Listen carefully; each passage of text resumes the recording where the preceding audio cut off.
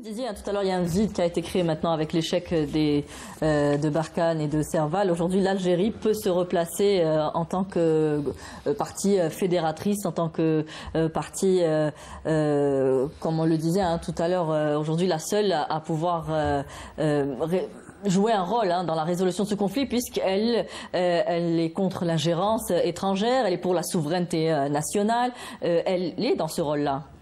Oui, mais il faudrait revenir à l'idée que ce n'est pas simplement le rôle de l'Algérie. L'Algérie ne possède pas de baguette magique. Donc c'est comme tous les conflits libéens, syriens. Il faudrait qu'il y ait une coalition ou bien une sorte d'intervention internationale. Sur le plan politique, c'est un problème onusien. Il y a un processus onusien qui a été mis en place. L'Algérie, c'est-à-dire même pour réussir l'accord d'Alger, l'Algérie était le premier donateur et le plus grand donateur. C'est-à-dire pour assurer le fonctionnement du comité de suivi, l'Algérie avait versé 500 000 €, plus que la France qui n'a donné que 200 000. C'est-à-dire, on voit un petit peu la volonté des uns et des autres à l'égard de cette question de règlement ou bien de la mise en œuvre de l'accord d'Alger. Pour ce qui est de la sécurité, c'est-à-dire est-ce que l'Algérie peut jouer là, il y a un vide. Ce vide-là incombe à la MINUSMA aussi, incombe à la CEDEAO, incombe à l'Union africaine qui pénalise le... La MINUSMA ne joue pas suffisamment son rôle, on lui demande d'être plus présent, plus robuste. Il y a beaucoup d'acteurs en Mali qui doivent jouer, assumer leur rôle de stabilité et de faire en sorte à ce qu'il n'y ait pas de parasitage. Aujourd'hui, si on a eu un coup d'État en Mali, si on a eu la non-application de l'accord d'Alger, c'est parce qu'il y a eu la France, on fait l'opération Barkhane, qui a parasité, même si quels que soient les justificatifs, il y a une réalité sur le terrain qui a montré que cette opération-là a retardé l'application de l'accord d'Alger. Elle a exacerbé la tension au sein des populations, puisqu'il y a eu un ressentiment anti-français qui s'est développé dans la région du Sahel, à partir du Mali, Burkina Faso et d'autres pays. Donc, on a gagné quoi? On a gagné plus de tensions, et l'Algérie, qui a des frontières très longues, une grande frontière avec le Mali, subit cette instabilité et cette morosité et cette exacerbation de la situation au Mali. Sur le plan politique, l'Algérie reste toujours, bien évidemment, aux côtés des Maliens. Elle a des positions de principe. Elle s'interdit l'ingérence comme elle l'interdit aux autres et qu'elle rejette les ingérences étrangères. Toujours, mais la position qui reste, c'est que tous les conflits, y compris celui du Mali, doivent se régler dans un cadre multilatéral et onusien institutionnalisé. M. Qassimi parle de reprise en main du dossier malien par l'Algérie, c'est le cas? Le dossier, on ne l'a pas perdu pour le reprendre en main. Il y a une continuité dans le travail. Je vous ai dit, depuis 2017, depuis 2015 jusqu'à aujourd'hui, le comité de suivi est présidé par l'Algérie. Il y a un travail qui a été fait par 3 ambassadeurs, sans compter le travail fait par les militaires algériens au sein du comité de défense et de sécurité. Donc la question qui se pose aujourd'hui, s'il y a une volonté de la part des Maliens, de la part des pays impliqués dans le conflit, dans la crise au Mali, et bien évidemment, on a vu, je vous donne un exemple. Est-ce que la décision de la CEDEAO de sanctionner le Mali a été bénéfique? Non. C'est-à-dire, en fin de compte, on est revenu au point de départ. Donc, c'est vrai qu'il y a eu des garanties fournies par les autorités de Mali pour aboutir l'été dernier à la levée des sanctions. Mais en même temps, il y a eu des frictions avec la Côte d'Ivoire qui envoie des soldats dans des femmes et voilà ce qu'il arrive. On a exacerbé la tension. Donc, même les acteurs, pourquoi la Côte d'Ivoire déjà? La Côte d'Ivoire, elle a une responsabilité organique et politique parce qu'elle est à la tête de la CEDEAO. Donc elle est membre actif au sein de la CEDEAO. Au lieu de travailler dans un cadre de concertation, la CEDEAO est devenue un tribunal au lieu de devenir un parti qui désamorce la crise. Il est devenu un tribunal, il a condamné le Mali, que c'était un petit peu anormal pour une institution qui devait accompagner justement les Maliens au lieu de les sanctionner. Donc on a exacerbé la tension à tous les niveaux. Et on a exacerbé la tension, mais maintenant que les choses se redeviennent... je vous rappelle que nous sommes dans une année électorale, la dernière année, le dernier virage. À ce moment-là, donc, il y a des étapes. Et ces étapes-là sont suivies par l'ONU. Et si, par malheur, il y a un déraillement ou bien l'échéance n'est pas respectée. respecter. Oui, que ce soit n'importe quel point de l'accord n'est pas accepté, le chronogramme du gouvernement n'est pas accepté et respecté. À ce moment-là, il y aura probablement d'autres sanctions. Mais pour le moment, nous ne sommes pas dans ce cas de figure. Il faudrait reconnaître aux autorités maliennes qu'ils sont en train de faire preuve de bonne foi.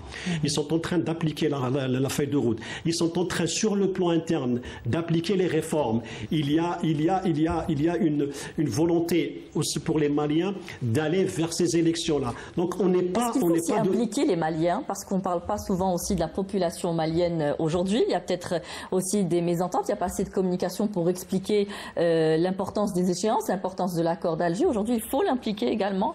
Vous savez, la mobilisation de la population est une nécessité impérieuse. Mais malheureusement, ce qui se passe, on l'a vu dans beaucoup de pays en Afrique, et particulièrement au Mali, on a réussi un peu à diviser la population, on a réussi un peu à transformer les difficultés économiques et sociales de tous les jours des Maliens en confrontation interethnique, raciale, et on a réussi aussi à tribaliser un peu les conflits dans ce pays. Et là, c'est un écueil qu'il faut absolument surmonter rapidement. Et là, je dirais autre chose qui est aussi important. Nous devons absolument mettre fin aux coalitions internationales, aux ingérences étrangères et à la coopération conditionnelle qui n'est rien d'autre qu'une forme de domination et de conquête des territoires. L'Union africaine est en train de construire une architecture de paix et de sécurité et de mettre en place pratiquement des dispositifs de médiation en vue d'éviter un peu toutes ces confrontations, tous ces conflits d'ailleurs qui sont en train de prendre de l'ampleur dans beaucoup de pays. Vous avez vu ce qui se passe actuellement entre le Congo et le Rwanda, des conflits très très importants, meurtriers. Vous avez ce qui se passe actuellement au nord du Nigeria, ce qui se passe un peu dans la frontière du Laptiko-Gourma entre le Niger, le Mali et le Burkina Faso. Et vous avez un autre problème qui arrive et qui est très fort et nous allons le payer très cher. Ce sont les armes de l'Ukraine qui ont été acheminées par des réseaux. Et là, on va se poser beaucoup de questions au sujet de ces réseaux. Qui c'est qui est en train d'acheminer des armes en quantité très importante de l'Ukraine vers le Sahel? Et croyez-moi, madame, que les armes de l'Ukraine sont déjà arrivées au niveau du lac Tchad. Et le président du Nigeria a fait dernièrement une déclaration très importante, très grave, disant que les armes ukrainiennes sont arrivées à Boko Haram. Et quand on dit que les armes sont arrivées à Boko Haram, c'est-à-dire qu'elles vont passer à l'État islamique, Daesh, et elles vont arriver aussi au nord du Niger, au nord du Mali, au Burkina Faso. N'est-on pas maintenant en train de revivre le deuxième scénario de déstabilisation de la Libye au niveau du Sahel, qui a intérêt actuellement à provoquer la déflagration du Sahel. Et là, croyez-moi, madame, que 2023 sera une année très difficile, en plus de toutes les problématiques que nous avons déjà subies concernant le Covid, la crise économique, l'affaiblissement des États. Et là, croyez-moi qu'il y a une volonté de vouloir encore installer le chaos et le désordre, ce qui explique d'ailleurs pourquoi cette volonté de vouloir parasiter, de vouloir un peu faire capoter le processus de règlement de la crise malienne, l'accord d'Alger. Alors pourquoi? Pour quels intérêts? On a déjà parlé de la présence des armes en Afrique dans une émission précédente avec vous, Kamel Mensari. Aujourd'hui, on parle d'une présence encore plus importante, puisque vous parlez des armements qui partent vers le Sahel, de l'Ukraine vers le Sahel, ce qui rend le désarmement encore plus compliqué aujourd'hui. Cela profite à qui, cette déstabilisation des régions du Sahel? Il y a certaines puissances qui n'arrivent pas à contrôler un pays. Lorsqu'ils ne le contrôlent pas, on provoque le chaos. C'est-à-dire, si je n'ai pas de pied, donc au moins j'essaie par tous les moyens d'imposer une sorte de chaos qui me permet de manœuvrer. Ça a été toujours le cas dans plusieurs conflits. Cette question de prolifération des armes dans la région du Sahel, elle est déjà antérieure au conflit ukrainien. Donc on l'a vu déjà auparavant. On a parlé de la question afghane, qu'il y a des anciens de l'Afghanistan l'Afghanistan qui se sont venus s'installer. Ils ont fui l'Afghanistan pour s'installer dans la région du Sahel, qui était un avtopé ou bien un no man's land. On a toujours fait lancer ce discours, cette propagande pour faire croire que cette région est une menace. Et pourquoi? Parce que c'est une région richissime. Il y a beaucoup de richesses dans ce pays-là. Il faut rappeler que les États-Unis, par exemple, ont 5 bases militaires au Niger. Les Français ont 4 bases militaires. Bon, les Allemands en ont une, donc ça fait 10 bases militaires et les Américains sont en train de construire une 6e base militaire au Niger. C'est une base dans la ville de Madama qui sera une base militaire aérienne. Donc la région, déjà, il y a une présence étrangère militaire. Donc ça reste entre les États. Donc le Niger a accepté qu'il y ait des bases militaires sur son sol. D'autres ne l'ont pas fait.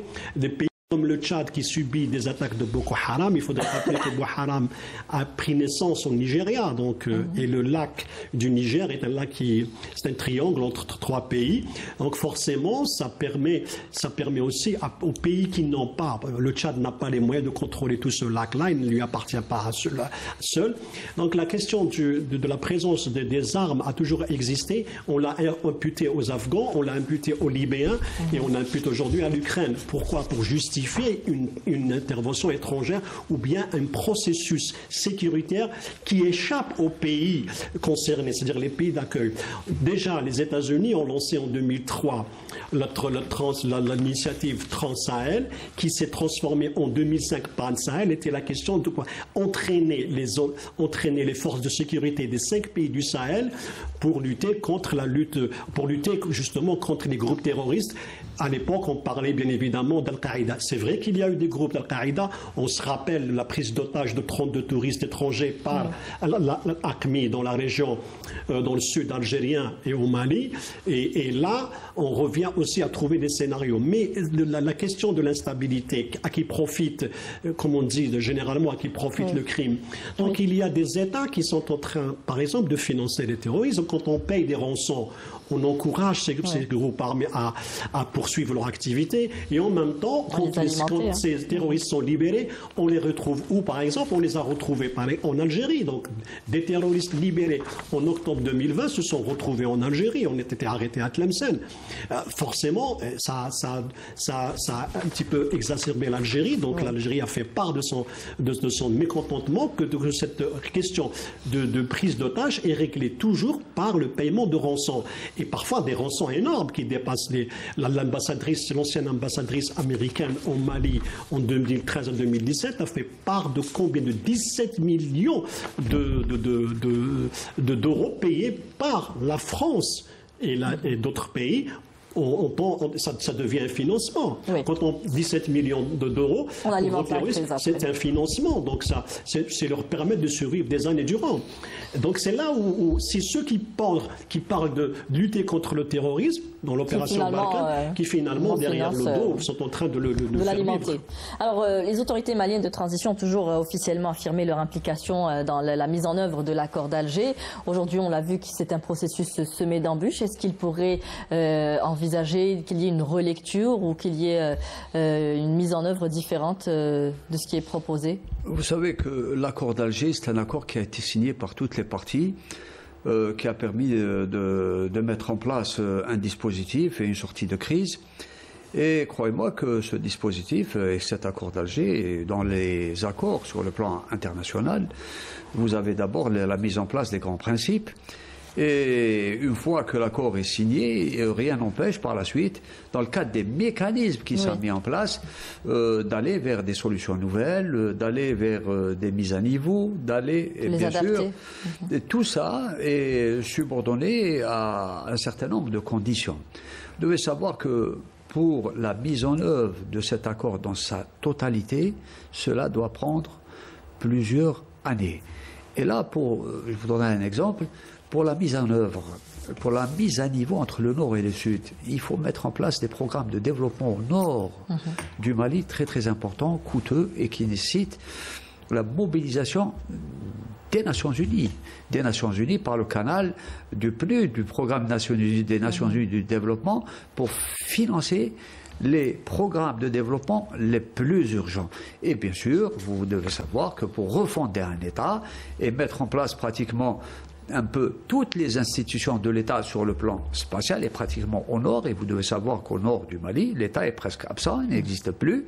Donc il va falloir mobiliser beaucoup de moyens, mobiliser des ressources humaines, des ressources financières pour mettre en place l'accord d'Alger, et ça demandera bien sûr plusieurs années. Et là, l'Algérie mobilise aussi de son côté beaucoup de moyens financiers, vous devez le savoir, il faut le dire. Géostratégique, bien sûr. Vous devez le savoir que l'Algérie mobilise beaucoup de moyens sur le plan financier pour permettre la mise en œuvre de l'accord d'Alger, pour permettre aussi au Mali d'éviter certaines situations de crise économique et alimentaire qui sont douloureuses. Et sur le plan humanitaire, l'Algérie fournit beaucoup d'aide à tous les pays, pratiquement le Mali, le Niger, ainsi que d'autres pays qui sont en détresse alimentaire.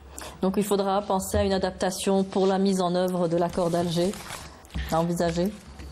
Adaptation, donc je ne sais pas si ça dépendra des Maliens eux-mêmes. Donc il y a un accord qui est mis en place et qui est garanti par l'ONU. Donc ce n'est pas un document algérien ni un document malien, encore un accord, c'est pas un document du CMA ou bien des autres parties qui ont... C'est pour dépasser un petit peu tous ces blocages. Est-ce qu'il faudra passer par... Je vous ai dit que le premier blocage a été l'opération Barkhane, donc ça sera retardé. Donc maintenant les Maliens ont un calendrier important. À tenir, donc, et deuxièmement, la question de la Constitution n'a pas encore été réglée. C'est vrai qu'il y a une commission qui a été mise en place pour justement élaborer la Constitution, et c'est elle qui déterminera la nature du régime et de l'État malien à partir duquel seront prises toutes les décisions, c'est-à-dire seront nées toutes les lois et la façon dont sera régi le pays. Donc que ce soit en tenant compte bien évidemment de la profondeur humaine et démographique de la région, y compris linguistique.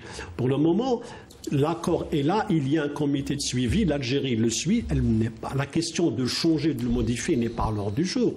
Il y a la question, lorsque le CMA a demandé une réunion d'urgence, ce n'est pas pour revoir c'est pour sa mise en œuvre, justement. Pour sa mise en œuvre. Oui. Et surtout, il y a un aspect, c'est celui de désarmement et de la réinsertion des combattants. Désarmement, démobilisation, réinsertion. C'est ce point-là, qui est un point sécuritaire. Il n'est pas économique, il n'est pas humanitaire, il n'est pas culturel, il est sécuritaire.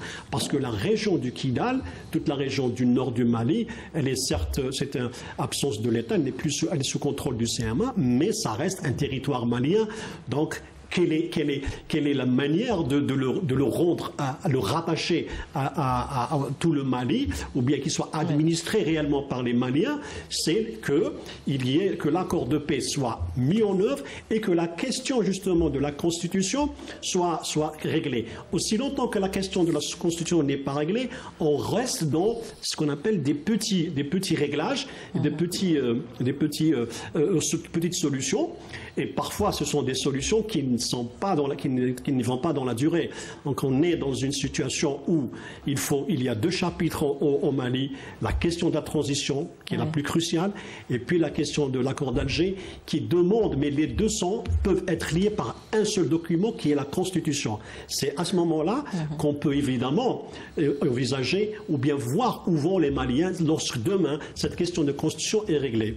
C'est ce que nous espérons. Nous verrons d'ici mars 2023. Et la dernière question, on arrive un peu au terme de cette émission. Est-ce qu'il faudra, vous parler de renforcement du rôle de l'ONU aussi au Mali? Est-ce qu'il faudra renforcer le rôle de la MINUSMA, puisque les autorités maliennes demandent à ce qu'il y ait aussi un rôle à jouer dans l'éradication du terrorisme? Oui, vous savez que la MINUSMA a un rôle très important en matière de maintien de paix et aussi en matière de démarcation entre les différents groupes armés qui sont sur le terrain et qui peuvent s'affronter et déterrer la hache de guerre à tout moment. Et là, sans aucun doute, la MINUSMA doit être renforcée en moyens matériels, en moyens humains. Et ça, c'est très important. Les Nations Unies doivent s'impliquer de plus en plus. Maintenant, le plus important dans tout cela, c'est que vous devez savoir que les autorités de transition actuellement ne sont pas dotées sur le plan constitutionnel des moyens juridiques pour aller vers de grandes réformes. Il faut absolument aller vers des élections présidentielles élire un président qui pourra par la suite lui-même continuer à parachever la mise en place de l'accord d'Alger, la mise en place des institutions du pays et aussi, le plus important, aller vers une refondation de l'État qui puisse prendre en charge la maîtrise et la gestion des territoires. Merci. Merci. Un dernier mot, peut-être Kamel Moussarif, pour conclure. Il faudrait rappeler que la MINUSMA ne peut pas à elle seule gérer le conflit ou bien la question du règlement de conflit malien. La MINUSMA subit aussi des pertes. Il y a elle a besoin de moyens et jusqu'à présent, la question des financements est toujours pendue au sein du Conseil de sécurité. Donc, ce n'est pas simplement le rôle de MINUSMA. Il y a beaucoup d'acteurs qui sont impliqués au Mali. Tous ces acteurs-là doivent se concerter et faire en sorte à ce que les deux dossiers, on n'oublie jamais qu'il y a deux dossiers. Il y a la transition politique, il y a l'accord d'Alger. Donc ce sont deux et qui sont réellement liés par le document essentiel qui est la loi fondamentale.